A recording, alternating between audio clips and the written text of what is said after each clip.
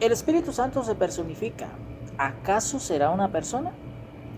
¿Cuánto has avanzado en el conocimiento del reino de Dios? Y tristemente son pocos los que han avanzado en el conocimiento del reino de Dios. Porque la mayoría se han quedado en cosas fluctuantes, se han quedado en prácticas que al final son inservibles y no producen la madurez tanto en el entendimiento, la sabiduría y en el proceso del aprendizaje del reino de Dios. Porque se han estancado en prácticas que no tienen ningún fundamento por la palabra de Dios. En la carta de Santiago, capítulo 1, versículo 22, dice: pero sé hacedores de la palabra, y no tan solamente oidores, engañándoos a vosotros mismos. Y es el problema de muchos cristianos en la actualidad. Oyen un mensaje, pero no lo practican porque no les gusta el conocimiento. Y cuando un cristiano no se edifica en la palabra de Dios, continuamente tiene necesidad de que se les debe estar recordando las cosas, porque quedan sin entendimiento. Pasa como lo que le dijo Jesús a sus apóstoles en Mateo capítulo 15, versículo 16. También vosotros sois aún sin entendimiento. Jesús se da cuenta de que los que estaban con él aún seguían sin entendimiento y tienen necesidad.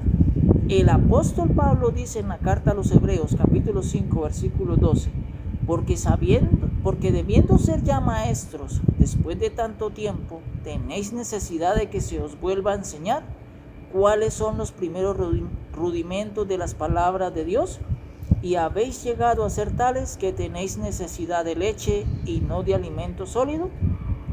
Y el que no avanza sigue siendo un niño espiritual y tiene la necesidad de que se le vuelva a enseñar una y otra vez las mismas cosas, porque no hablan con madurez, porque no hablan con el fundamento de la palabra de Dios.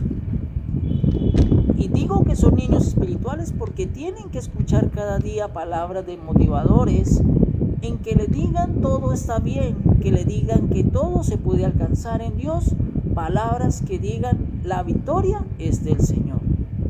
Y obviamente la victoria es del Señor, pero estos cristianos se acostumbran a que los estén motivando, y así no es. La palabra de Dios está escrita y está hecha para que usted madure y enseñe a otro en la dirección correcta, centrada en la palabra de Dios. Mi intención o la intención de un líder de una congregación no debe ser en llenar iglesias, porque si esto fuese así ya hubiese fracasado, porque sería un motivador más de los que hoy en día ya hay. En este caso, Jesús hubiese fracasado porque en su ministerio de 3 años y medio de su predicación del Evangelio del Reino de Dios, solo permanecieron fieles 11 discípulos y los demás que solo fueron oidores y ya. Eso pasa hoy en muchas congregaciones. Se conforman en oír solo motivaciones y a causa de estas motivaciones no avanzan, se quedan ahí. Donde no se les habla de motivaciones se van y no vuelven.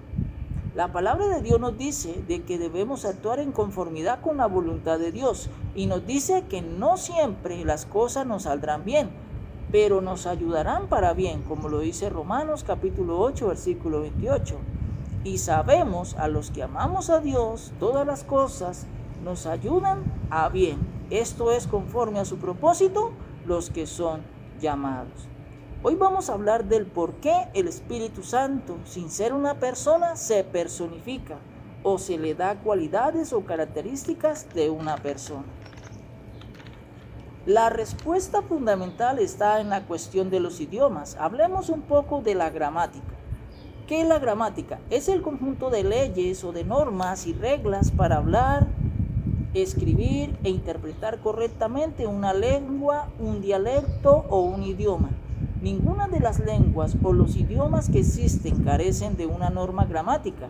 Todos tienen una norma gramática y aunque difieren de esta norma gramática, son necesarias para poder escribir, hablar y entender correctamente un idioma.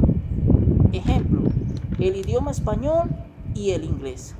Las normas gramaticales del español en algunas veces no encajan en el idioma inglés y lo mismo pasa en el inglés. Las normas gramaticales no siempre encajan en el español. Los adjetivos Y los sustantivos, cuando usted aprende las normas gramaticales del español, encontramos que en la frase o en la oración siempre encontramos que siempre va el sustantivo y luego va el adjetivo que lo califica. El carro es rojo. Aquí el carro es el sustantivo y rojo es el adjetivo, lo cual lo califica. Y dice de que el carro es rojo. En el inglés es totalmente lo contrario. Primero va el adjetivo que lo califica y luego va el sustantivo. Dice el rojo re. Y luego va el carro. Por eso hay que entender las normas gramaticales del español para poder entender el inglés. En su orden gramatical para que lo lea, lo escriba, lo interprete y lo traduzca correctamente. El contenido de la Biblia es un libro que proviene de Dios. Eso no está en duda. Aunque muchos digan que sí, aunque la Biblia procede de Dios, toda la escritura es inspirada por Dios, así como lo afirma el apóstol Pablo en la segunda carta a Timoteo, capítulo 3, versículo 16. Aunque la Biblia procede de Dios, sin embargo, la Biblia fue escrita en dialectos e idiomas humanos. Cuando Dios se propuso escribir la Biblia fue aproximadamente en un periodo de 1500 a 1600 años. Para escribirse desde el tiempo de Moisés, el cual escribió la Torá, el Pentateuco, los primeros 5 libros o los primeros 5 rollos de la Biblia, desde Génesis hasta Deuteronomio. Aproximadamente 40 hombres de épocas diferentes, con costumbres diferentes, con ideas diferentes, con experiencias diferentes, escribieron la Biblia siendo inspirados por Dios.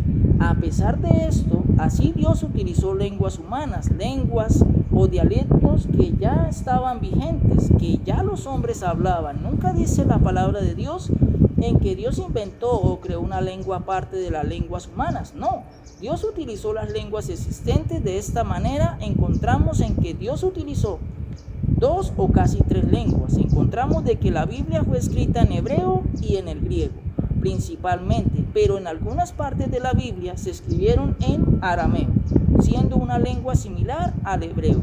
Pertenece a la misma familia, pero tienen una estructura gramaticales un poco distinta hablando del hebreo y del arameo. El hebreo existía siempre, siendo una lengua primigenia, escrita en caracteres que no tenían ni vocales ni tenían signos de puntuación y se escribían mayúsculas de derecha a izquierda. Esas características y esas reglas gramaticales tenía el idioma hebreo. En el próximo video continuaremos hablando de la segunda parte del Espíritu Santo cuando se le personifica.